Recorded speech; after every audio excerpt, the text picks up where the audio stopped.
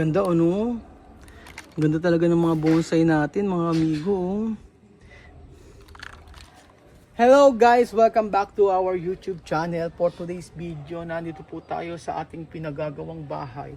Alam niyo po guys, mga amigo, mga guys. guys ang tawag. For today's video, mga amigo, ay nandito po tayo sa ating pinapagawang bahay. At sabi ko nga po sa inyo, meron tayong pasabog. At ang pasabog na ito, ay kung saan ay meron po tayong gagawin dito sa ating harapan. So, eto na po mga amigo at ginagawa na po siya mga kababayan ko. Excited na ba kayo? Naku, eto nga po mga amigo. Ay kami nagtatalo-talo sa gagawin din eh. Kung anong mas maganda sa hindi maganda. So, eto po mga amigo ang aking napagdesisyonan. Siyempre ako pa rin magdidesisyon ng lahat-lahat sa mga gagawin natin. So, eto na po siya. 1, 2, 3, go! Tchaaan! Ayan na po mga amigo, meron naman tayong panibagong babakbakin dito.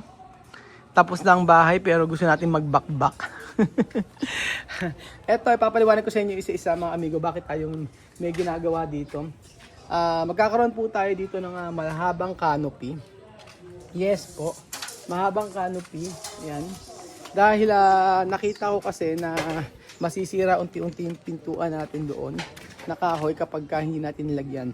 So, suggestion po yan ng mga viewers at susunod po ako dahil alam ko na tama po kayo. May tama po kayo. May tama rin ako. Lahat tayo may tama. Opo, ayan. Ang gagawin natin mga amigo ay magkakaroon dito ng canopy. Yan. So, kanina pinagdidiskusyon na namin ni Kuya JC at saka ni Kuya Edwin kung ano daw ba ang magandang ilalagay dito. So, kanina ay nag-start kami sa number 6. 6 ang haba. Sa part na to. Number 6 lang, 6 lang yung haba. Pero subalit datapwat mga amigo ay nakikita ko talaga na mas mapapaganda po yung ating kabahayan kung magiging mahaba po yung ating canopy dito. Actually, parang hindi na siya canopy. Ang tawag niya dito mga amigo ay parang terrace na siya. So, meron tayong design na ibinigay sa kanila at yun ang gagawin natin. So, kanina, ang gusto po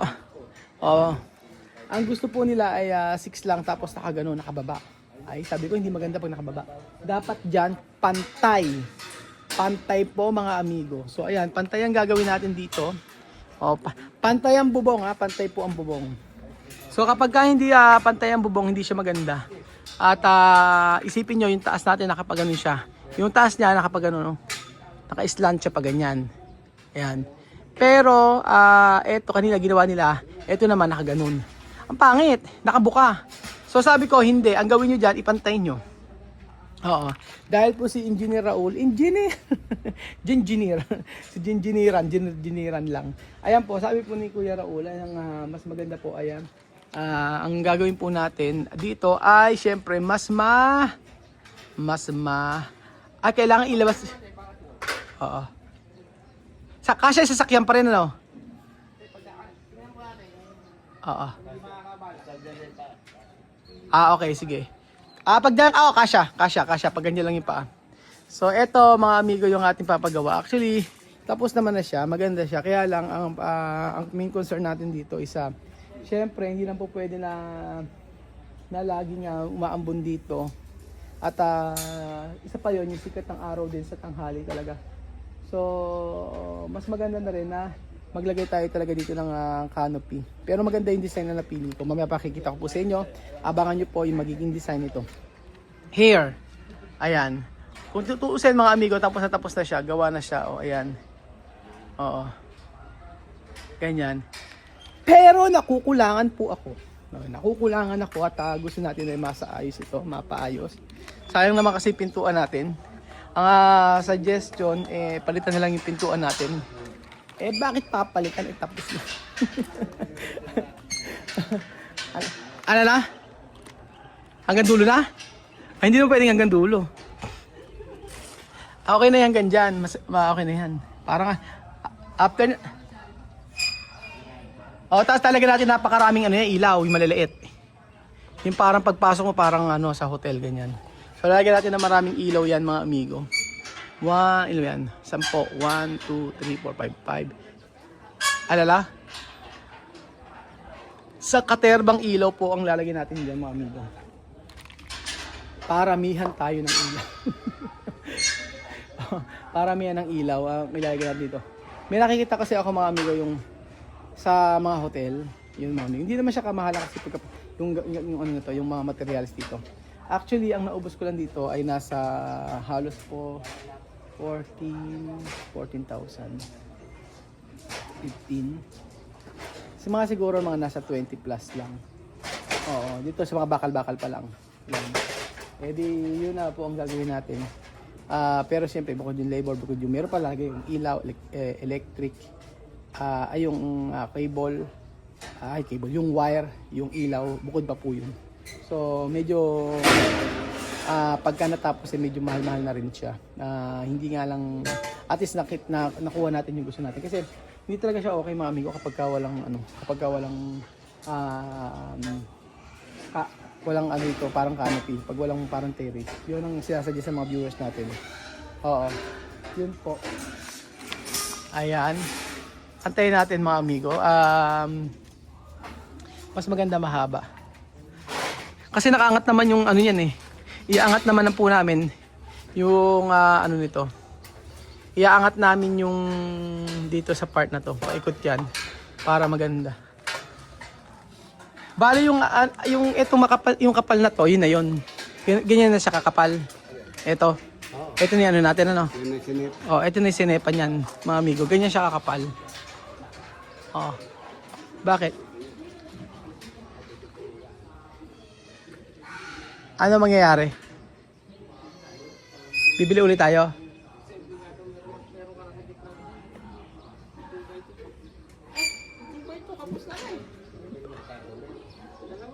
O, di bibilan tayo ng kulang pa. O, bulan tayo ng kulang pa. Oo. Tapos, obligadong may gano'n sa gitna. Oh, medyo kulang. Kasi dapat diyan naka-propose ito 6 ano lang, 6 lang yung haba, 6 lang. Eh pag sa 6 lang ang haba mga amigo, hanggang dito lang ang pangit. Maliit siya. Kaya sabi ko habaan namin ng kaunti rito para mas maganda-ganda siyang tingnan. Eh syempre, last naman na itong pagkapagawa na to. Last na ba talaga? Ano pa ba? Actually, hindi naman matatapos ang pagpapagawa ng bahay mga amigo hanggang may pinagagawa ka, hanggang may kusong payo. Tulad niyan, akala nyo ba tapos na yan? Hindi pa po tapos yan. Maglalagay pa tayo ng gate doon. Pero sabi ko nga po sa inyo, unti-unti lang. Maglalagay tayo ng gate doon para may privacy tayo. And then maglalagay din po tayo ng gate doon sa pinakadulo mga amigo. Yun po. So, hindi matatapos-tapos lahat ito hanggang may pinapagawa tayo. Ganun po. So, inaayos-ayos pa nila to. Ano yung sumisigaw-sigaw si Chuchen? Lalaro ata, kalaro. Tapos, maganda kasing tingnan pagka imagine niyo mga amigo ha. Dito sa part na to. Ayan. O yan, imagine niyo diyan mga amigo na meron dong nakalagay na parang terrace. O maganda siyang tingnan mga amigo. Kagaya niyan, oh. Ito nga po yung sine-kitchen natin eh, oh, naayos. Oh. Ha? Sobrang taas? Ganda nga eh. Oh, ayan. Ganda nga eh. Paano lalagyan ano 'yon? Babarenahan. Ng bakal. Hindi rin pala makalat ano? Hindi. Wala ka makikitang kalat. Ano makikitang kalat? Ganda. Ganyan kataas oh. Papakita ko sa inyo. Gusto ko ganyan. Parang na siyang terrace ano? Parang na siyang terrace oh, di ba? Ganda mga amigo oh. Ganyan na siya kataas. Saktong-sakto isang ano diyan. Sakto-sakto yung PVC. So, eto po mga amigo. Nag-start na. Huwag lang, huwag naman sana umulan. So, meron na sila. Mamaya titingnan natin kung ano yung matatapos sa maghapon mga amigo para meron kayong idea ano ang katatapusan nito. Pero gusto ko yung gusto ko yung yung ganyan. Hindi naman siya sinakop lahat. Pero kasi pagpasok mo pa siya. Naku, magtagyari niya, magtatayos na naman tayo. Sa baba. Magtatayos tayo dyan. Para nakaangat. Hindi maganda pag hindi nakaangat. So magtatayos po tayo dyan mga amigo. So wala lang katapusan ng pagkatrabaho na ito. Pero gusto ko yung haba niya. Hindi siya pangit tingnan. Iayos ka natin. Imagine natin. Nasa dulo, may meron siyang canoping mahaba.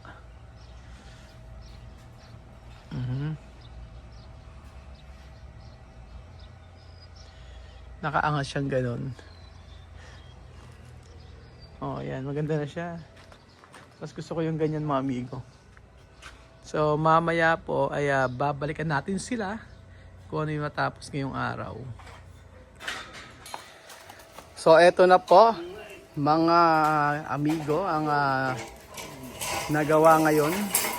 So, i-actual namin yung sa may pinaka-posting niya. Ang bilis nila, di ba?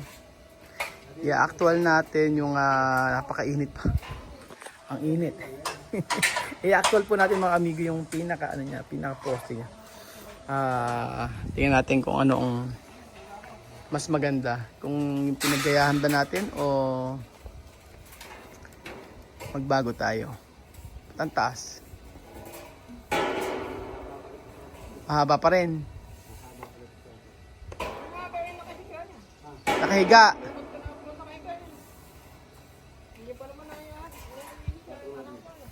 Sige. Kaya ba? Kaya. Ayan. Nakahiga siya.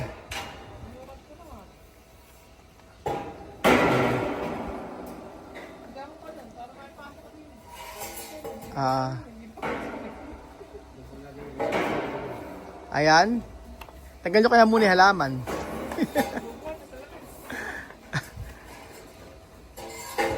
Maganda kasi actual.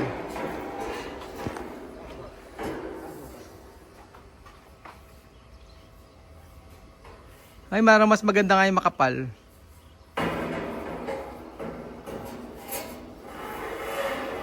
Ganyan.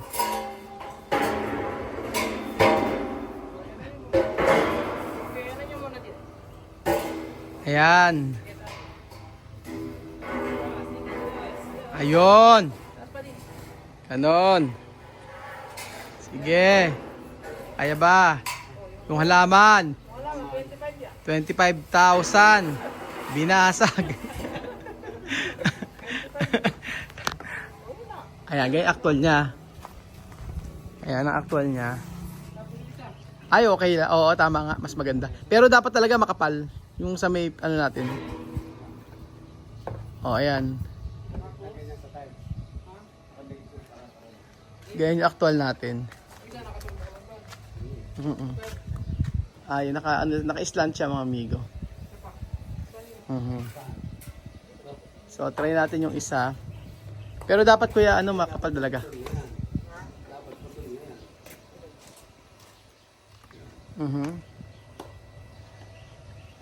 Ganyan yung actual niya dapat.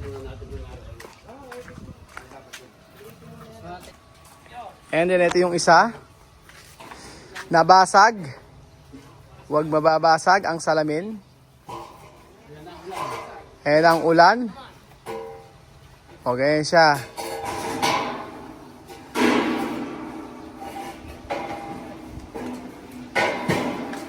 Ayan, ganyan yung actual niya.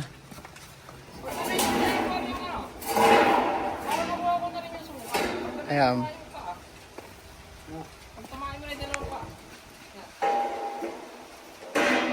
O, so ganyan yan. Mas maganda nga yan. Saan? Ay, yung saksakan. Ganyan. O, pwede naman. Pero iyan mo, taas mo. Ganyan lang siya. Ikakat, pero wag mo itama sa tiles. Okay. Bali ganyan, maging actual niya. Oo. Diba? Maganda nga yan pag gaganyan. O yung welding. Pero yung ano, kakapal natin sa taas. O yung ilalim. Ilalim. Sinepa. Sinepa. Madagdagan yun. Ito na po mga amigo nga natapos ngayong araw. At final decision na po mga amigo, ganyan na magiging style niyan. So, yung pinakadulo na yon, kakapalan natin yan. Kasing kapal po ng mukha ko, ganyan, 10. 10 o 9. Yan ang pinaka-ano niya, pinaka-design niya. So, makikita nyo po yan kapag mga ilang araw na bukas bububungan agad. Di ba napakabilis lang nila? Yan. Ganyan po siya. May design, tapos may nakatuko dito. Yan. Mali niya, may nakatuko na ganyan. Tapos pagkayari po ay nakapintura yan, naka-primer kompleto. And then kakapal yung pinaka ano niyan, pinakagilid, pinaka-sinepa. So abangan niyo pa mga amigo ang pagtatapos ng ating terrace. May terrace na tayo rito. Hindi ano ko to? Papa-tiles ko yung part na to hanggang sa dulo na yun para maganda-ganda mga amigo. Di ba? At isa, hindi na mauulanan yung ating pintuan. Dahil sa pintuan, nagpagawa ng terrace. Di mas maganda nga kasi naman kung ganoon lang. Mas maganda kung ganoon. Mas gumanda para sa akin. Okay, yung style niya na bahay na yan, actually yung bahay na style niyan, ginaya ko lang naman yan sa sa Facebook o sa mga architectural eming ganon. Tapos pagkayari, nirevise na lang namin. So ito na yung kinatapusan niyan mga amigo. Charan. Mas gumanda siya, tingnan nyo. Imagine ninyong lumaki pa siya. Ganyan. So ayan po mga amigo, ang ating terrace. At abangan nyo po yung pagtatapos ito. Dahil malikot tayo sa aparato, mas pagagandahin natin. Huwag lang maging masyadong OA. So thank you so much po mga amigo at God bless po. Bye bye. Abangan nyo po mga amigo ang ating terrace.